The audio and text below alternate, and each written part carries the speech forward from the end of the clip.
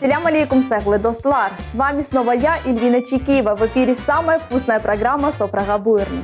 Греческий салат – это идеальный способ вкусно и оригинально приготовить сырые овощи. А отличным дополнением к этому блюду будут аппетитные куриные отбивные. И поделится рецептом этих блюд наш сегодняшний гость – талантливый исполнитель, музыкант и автор песен Нурий Ягьяев.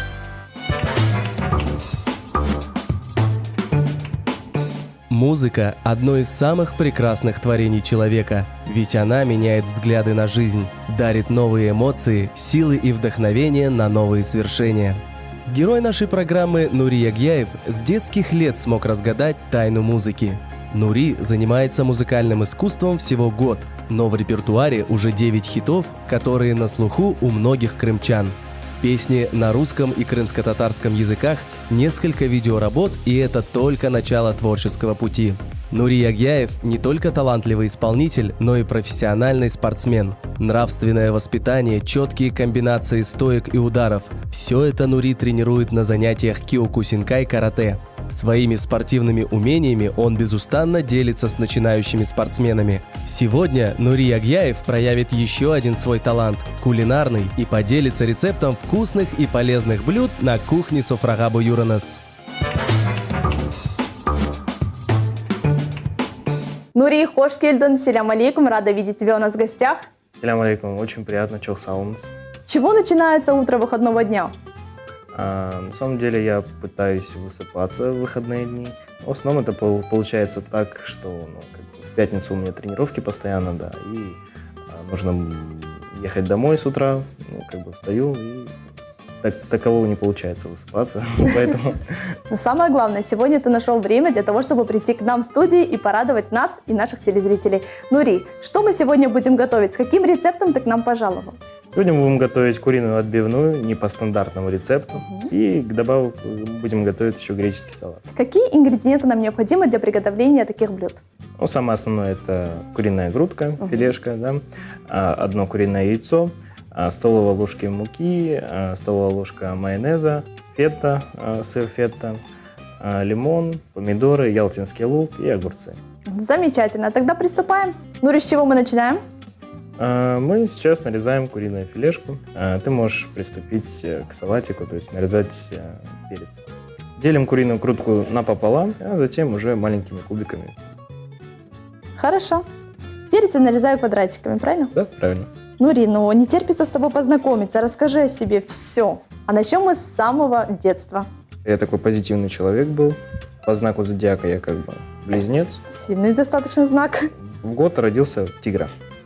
И получается так, что я очень такой ребенок был энергичный, да, и поэтому мне в любом случае нужно было куда-то идти. Отец мой был тренером, и с 4 лет, получается, он меня отдал на свои же тренировки, то есть он привел меня в спортзал, и я тренировался там. Затем был период, когда мы переехали уже в другую школу, Бахчисарайский район, село Угловое. Там я начал уже учиться с 1 класса. И немножко прекратилось занятие тренировочное. И с 3 класса я пошел в музыкальную школу на тренировки. И получилось так, что у меня еще помимо спорта была музыка рядом, шла.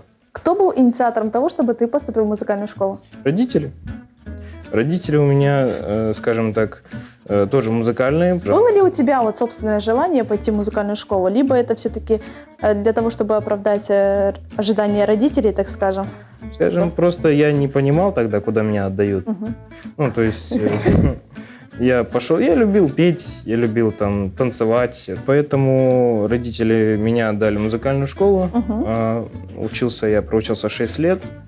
В классе аккордеон. Получается, параллельно от музыкальной школы я тренировался, помогал отцу, был его правой рукой на тренировках. Отец тренер, вице-президент Федерации киокусинкай карате. Интересно. В Крыму, да, поэтому настрой отцовский у меня всегда был. Рядом, дома, на тренировках всегда больше, чем остальные дети. Нужно было выкладываться. Отец следил за твоей физической подготовкой, да? Да. Любой отец, мне кажется, хочет воспитать из сына такого себе похожего, да. Вот, поэтому он, да, из меня лепил второго его, мне кажется. Ну, я таким, может быть, и стал. Я только еще немножко и музыкальный человечек. Нури, ну расскажи о своем знакомстве с музыкой. После окончания музыкальной школы я вплотную начал заниматься, скажем так, стихами. Я никому об этом не говорил. Первая написанная моя песня, она спонтанно очень возникла. Впоследствии всех моих стихов я решил написать, попробовать, да, песню написать. У меня дома есть синтезатор, который купили мне родители. Вот, и на этом синтезаторе, скажем так, я и творил музыку. О чем была твоя первая песня? Первая моя песня называлась «Я помню». Это история отношений, первой влюбленности, скажем так. Песни были твои отношения или это были выдуманные рассказы? Нет, для музыканта, скажем так, писать то, что не было его в жизни, я считаю, что это неправильно. Вот, и поэтому я как бы написал все, исходя из своих чувств, то есть своих переживаний. Интересно. Но все-таки пришел момент показать все близким, родителям, рассказать. Как они оценили после твое выпуска первое моей творчество? песни, да, получается, они все услышали ее. Скажем так, они очень удивились, потому что, ну, как бы не думали, может быть, что я именно так это все предоставлю, да, в виде песни. Там. Я им говорил, что да, я поехал на студию. Вот такая реакция. Какая студия? Что это за студия такая? Даже сейчас у меня была такая реакция. Что это за студия такая? Ну, представляете, да, там, ну, ладно, я там занимаюсь музыкой, там, все остальное, ну, чтобы писать, поехать песню спонтанно очень, это было бы... Это такой шаг, да? Да, это такой большой шаг. Я поехал на студию и написал песню. После того, как она была выпущена, сразу друзья, которые близкие, которые вот не знали, что я пою, не знали, что я занимаюсь именно этим делом, начали мне звонить, писать, там, ВКонтакте. Поздравлять, да. Были приятно. Удивлены, да, ну приятно, но я думал, что это так, на один раз и все. Потом просто-напросто затянуло. Затянуло в плане чего? Я сам, не ожидая того, не зная в какой момент, начали появляться другие песни. То есть, не знаю, очень все спонтанно происходит у меня это дело. Под волной вдохновения, возможно? Я не назвал бы это, не знаю, не назвал бы это вдохновением. То есть, как вот происходит? Вот я иду по улице, например, каким-то образом в мою голову кто-то посылает какой-то сигнал. Я не знаю просто, как объяснить, я объясняю, как есть, да? Да, говори все, рассказывай все свои секреты. Вот, и идет сигнал какой-то, какие-то текста непонятные. Нури, раскрой секрет, как появляются твои песни? Есть ли такие вдохновляющие моменты, которые ты ловишь и от случая к случаю, так скажем, воспользуешься ими? Как раз таки так и происходит. Я просто сижу, например, иду по улице, еду в машине, просто приходят какие-то импульсы, непонятные слова идут, и сразу музыка. То есть напевки какие-то обычные. Запоминаешь ты, либо записываешь на диктофон, либо записываешь? Я записываю, у меня, да, на телефоне в заметках, записываю в заметках, вот. А мелодия я запоминаю. На данный момент сколько песен в репертуаре? На данный момент у меня 9 песен. За год, за этот промежуток я написал 9 песен. Ну, а здесь еще плюс один кавер на песню Эльмана «Мой океан». Мне понравилась эта песня, и я решил сделать такой кавер небольшой. А сколько клипов? Один клип на данный момент. Планируется еще сняться еще один. Вот, об этом мы поговорим попозже. Один. Нури, я смотрю, ты нарезал куриную грудку. Да, тем временем я нарезала перец. Что мы делаем дальше? В отдельную емкость, да, мы пересыпаем все. Вот таким образом. Мы сейчас разбиваем туда одно яйцо, затем добавляем майонез, 1 столовую ложку и 1 столовую ложку муки. Хорошо. Нури, как часто ты готовишь? Готовить мне приходится довольно-таки часто, то есть после тренировок сразу. Я бегу быстренько на кухню, чтобы приготовить себе покушать. Иногда я заготавливаю это до тренировки. Придерживаешься ли ты правильного питания? Да, конечно, ну как для спортсмена это очень важно. Что предпочитаешь? Белковая составляющая, да, В основном это вот такие вот филешки куриные, еще там гречка, рис. Я уже вижу, ты разбил яйцо. Да. Теперь мы помешиваем. Добавим сюда столовую ложку майонеза. Так. Столовую ложку муки. И перемешиваем. Здорово. Нури, в мае состоялся твой первый сольный концерт. Расскажи о впечатлениях, какие эмоции. Мы готовились к этому концерту месяц, то есть морально. Да, а весь процесс занял 2 недели. Слишком затянулось съемки клипа, вот, сам этот процесс. И в один момент просто нам стукнуло в голову сделать премьеру, и именно таким образом, сольным концертом, сделать премьеру клипа и сразу 2 песен. Объединить, да? Да. Сегодня сам не свой, болею я тобою дорожу. В глазах твоих бездонных, наверное, утону. В руках твоих укромных всю жизнь проживу. Здорово. Ну, гостей Вот было много, я помню это время. Да, 150 человек как бы мы собрали. Здорово. Ну вот после того, как прошла премьера, какие у тебя остались впечатления, какими отзывами поделились твои поклонники, поклонницы? Получается, после премьеры, после сольного концерта мне звонили. Просто все для людей сделали. Мы очень много спонсоров туда пригласили. Всячески людей, скажем так, привлекали. То есть это были и розыгрыши, были и подарки. То есть поэтому людям все понравилось. В будущем, я думаю, в Симферополе, вот Ахмет Улса, сделаем сольный концерт здесь. Желаю тебе успехов в этом деле. И Да, пусть да. будет не 2-й, не 3-й, а 50-й, 100-й и так далее. Нури, что мы делаем дальше с этой консистенцией? Так, сюда нам нужно добавить соль и перец по вкусу. Я вижу, у нас получилась замечательная консистенция. Что мы делаем дальше, Нури? Сейчас мы можем проходить к огню вот, и обжаривать. Хорошо, тогда приступаем. Добавляем масло. Для кого ты пишешь песни? Какой ты видишь свою аудиторию? Довольно-таки очень интересный вопрос. Ну, в основном это для молодежи я пишу. Да.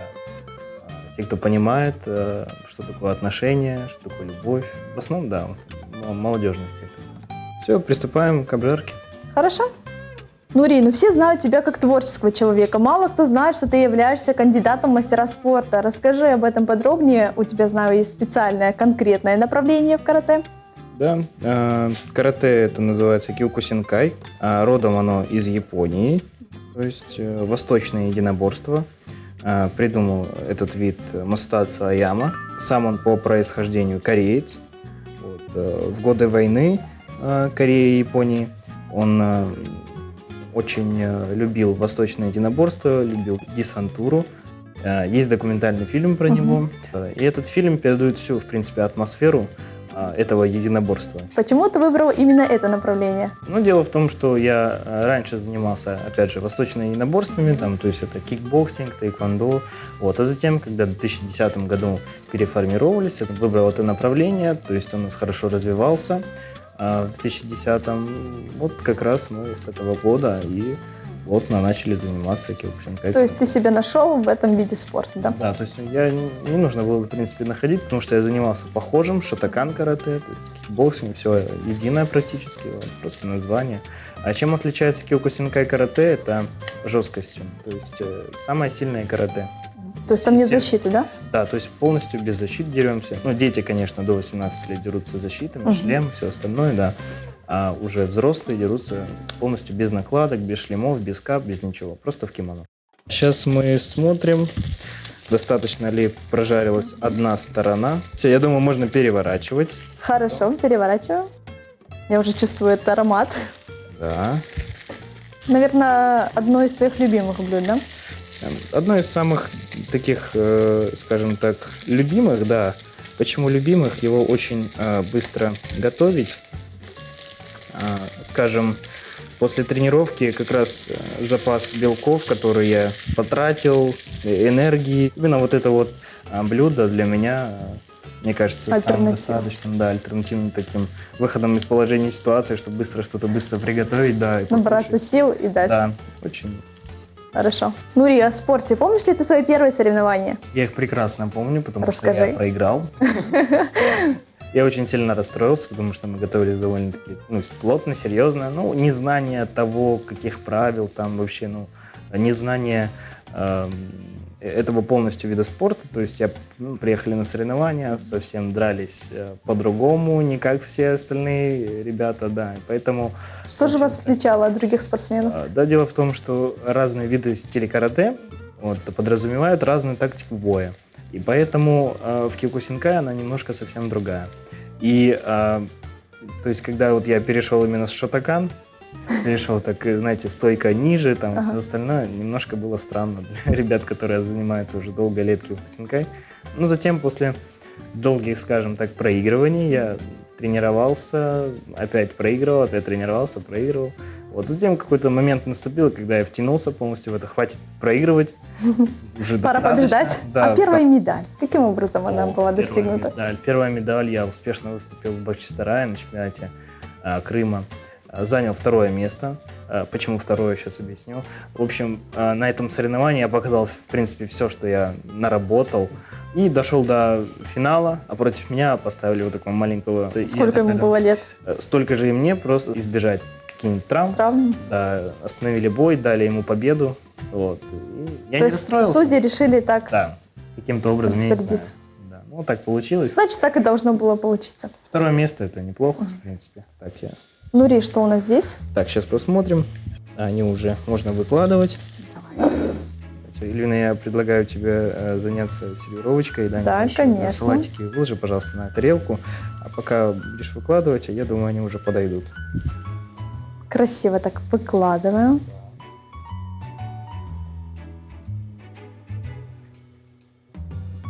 Прошу. Самую большую.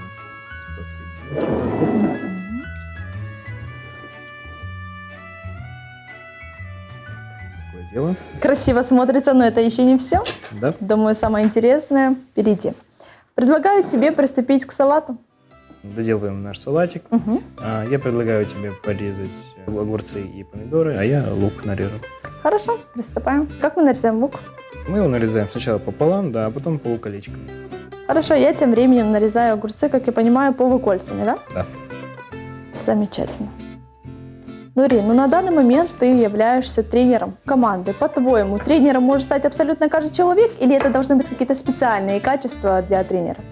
Нужно плотно заниматься, то есть поступать на физическую культуру воспитания, там и спорта, то есть где, в принципе, я и учусь, где учат именно общаться с большой аудиторией, то есть я в плане того, что нужно же детей поставить, нужно элементарно с ними познакомиться, и, в принципе, разговаривать правильно с ними, знать психологию детей, и поэтому не каждый может так прийти, я тренер, да, даже мастера спорта, не все могут тренировать детей, тренировать большие группы.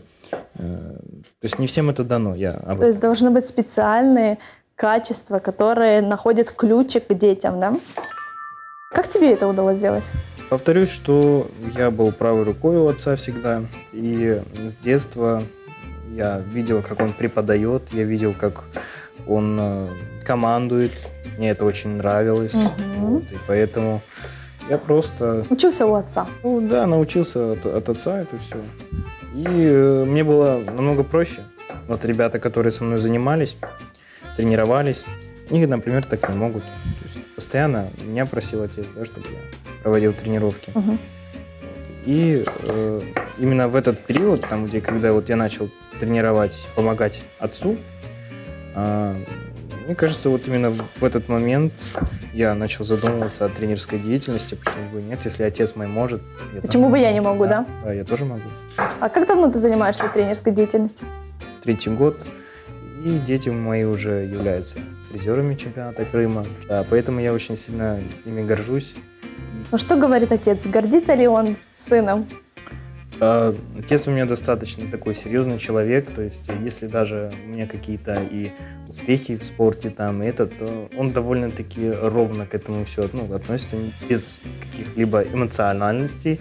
Я когда начал тренировать, Он, ну, как бы не то, что не удивился, он, ну, молодец. Он знал, что так Ну, будет. молодец, да. Как бы. Видимо, он ожидал от тебя этого. Нурия, ну сколько деток насчитывается у тебя в команде? Сейчас около 20 человек. То есть группа не маленькая. Достаточно, да. Здорово. Желаю вам профессиональных успехов. Нурия, огурец я уже нарезала. Лук я нарезал тоже. Аккуратненько перекладываем. Есть ли последовательность? Нет, здесь очень все хаотично. Да. Смотри, как все ярко получается, Да, здорово. красивенько. А сейчас мы нарезаем помидорчики. Помидоры, хорошо. Нури, о спорте мы поговорили, о творчестве мы также поговорили. Как ты отдыхаешь? Как ты проводишь свое свободное время? Отдых, на самом деле, у меня только в выходные дни. Приезжаю домой, там меня ждут сестренки младшие. Да. Что может быть лучше? Что может быть лучше дома, да. Поддержка близких, я думаю, это самое ценное, что может быть. Так оно и есть. Хорошо. Перекладываем аккуратно помидоры. Сейчас мы кубиками нарежем сырфета. Нури, вернемся к творчеству. Как ты относишься к критике? К критике я нормально отношусь. То есть у меня нет никаких эмоциональных каких-то всплесков насчет критики, плохой там или хорошей, да. А как ты думаешь, вообще критика необходима ли? Обязательно. А как по-другому? То есть вот я, допустим, выпустил песню или же выступил на соревнованиях. Как мне узнать, да, вот как я хорошо выступил? Не посмотреть бы там видео, которое у меня отсняли. А вот, например, люди, которые действительно интересуются, как ты выполняешь, как ты все это, ну, как бы происходит, что будь то на соревнованиях, будь то, скажем так, в виде музыкальных каких-то там проектов, музыкальных, творческих планах. Очень приятно выслушать и узнать от слушателя или зрителя, как я выступил, понравилось ли, не понравилось ли. Смотрю, фет уже нарезан. Да, добавляем. Все-таки готовить ты любишь, Нури, это заметно. Есть такое, да. Так, а теперь переходим к финальному действию. Это сейчас мы масличком все польем, затем добавим соль, перец и польем все лимонным соком. Хорошо. Какими сюрпризами ты порадуешь своих поклонниц и поклонников? Какие планы на ближайшее будущее, одним словом? Буквально позавчера я выпустил новую песню. Поздравляю, кстати, слышала, очень нравится. Очень приятно. Это новый стиль для меня. То есть если понравится слушателям, я в дальнейшем так и буду работать. Потому что аудитория, если просит, то, мне кажется, лучше делать то, что они хотят. Думаю, ты на верном пути. Думаю, да. Сейчас мы поливаем все это лимонным соком. Есть ли у тебя мечта всей жизни? Поделись, если не секрет. На самом деле очень много планов, очень много целей, мечта, прям чтобы так сказать. Ну, не знаю, я хочу отвезти своих родителей куда-нибудь, это может быть мечта. Куда-нибудь, чтобы они отдохнули наконец-таки. По творческому плану, да, я хочу достигнуть определенных, желательно больших высот, чтобы меня замечали не только в Крыму, но и, скажем так, за границей. Ты на верном пути, Нури. Я думаю, если будет все развиваться с такими же темпами, у тебя обязательно все мечты и твои цели воплотятся в реальность. Так, выкладываем Как все салатик. красиво получилось. Выкладываем. Мне доволен? очень нравится, конечно. Здорово. Мне все нравится. Замечательно. У нас есть зелень. Предлагаю украсить Сейчас и дополнить наше блюдо. Легко, быстро и, самое главное, полезно. Да, конечно. И укропчик. Блюдо от Нурии Ягяева готово. Нежный, легкий, ароматный салат добавит вам энергии, а нежная отбивная сделает ваш обед незабываемым. Нурия, я знаю, что ты подготовил замечательный подарок для наших телезрителей. Да, я спою свою песню. Песня называется «Поверь». Буду рада услышать. Да. Ты идешь ко мне навстречу, ангел, спустившийся с небес, а в душе тепло навечно с тобою или без. Знаю точно, невозможно без тебя дышать. И как такое происходит, тебя бы удержать, будто я во сне строю образ твой, сегодня сам не свой. Болею я тобой, тобою дорожу. В глазах твоих бездонных, наверно, утону. В руках твоих укромных всю жизнь проживу. И даже темным днем мы вместе свет найдем. Ты только мне поверь, поверь, ты поверь, как однажды я тебе смотрю в глаза и вижу яркий свет. Машаллах. Мне понравилось. Слова пишешь сам, да? Слова пишу сам, да. Здорово. Нури, что бы ты пожелал нашим дорогим телезрителям? Нашим телезрителям хочу пожелать здоровья самого крепкого, счастья самого искреннего, любви самой чистой. Будьте всегда на позитиве и радуйте близких, друзей, родителей вот такими вкусняшками, как сегодня у нас в программе. Чох Сау, что пришел к нам в гости, была рада знакомству с тобой. Аллах разы болсын, очень было приятно с вами поговорить и приготовить такую вкусную еду. Да, замечательное блюдо у нас сегодня получилось. Дорогие телезрители, желаю, чтобы каждый новый день приносил вам счастье, радость и много полезных и вкусных рецептов. Хороших выходных, аштат волсын, кореш кенде.